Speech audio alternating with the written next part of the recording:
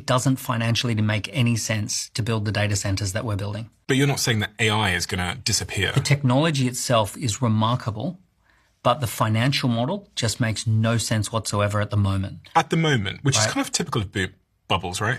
So over the last 180 years, there have been infrastructure build-outs that have bankrupted the economy consistently again and again and again. In fact, there's a pattern. Whenever we spend more than 3% of the overall GDP of the economy on an infrastructure build-out, it bankrupts the economy briefly for 10 years, right?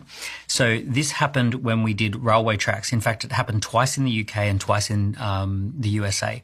Then we bankrupted ourselves putting the electrification grid in place. We bankrupted ourselves putting highways in place. Now, there's something that makes this worse than ever before. And that is that when we built train tracks, they lasted for 100 years. When we built roads, they lasted 50 plus years. The telecommunications, fiber optics, 30 years.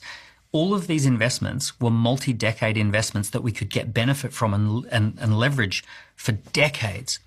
Data centers last 3 to 4 years before they need to be replaced. So we are building something that has a 3 to 4 year life cycle that costs hundreds of billions, and it has to be replaced every few years. And there is no financial model attached to this that justifies it at all.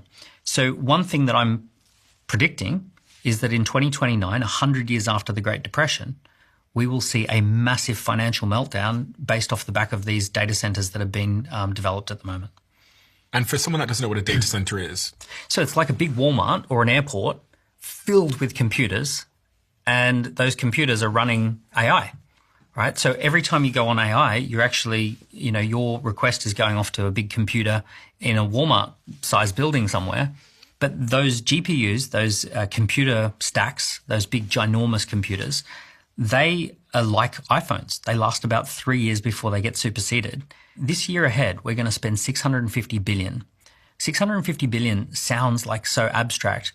It's the equivalent of giving every single person in America an iPhone Pro with AirPods. But here's the crazy thing. 95% of people who are being given the free iPhone are not willing to pay for it.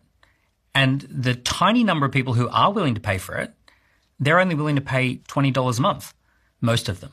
So this $20 a month, everyone's getting a free iPhone effectively, and then a small 5% of people are willing to pay $20 a month. The numbers are just astronomically out of balance.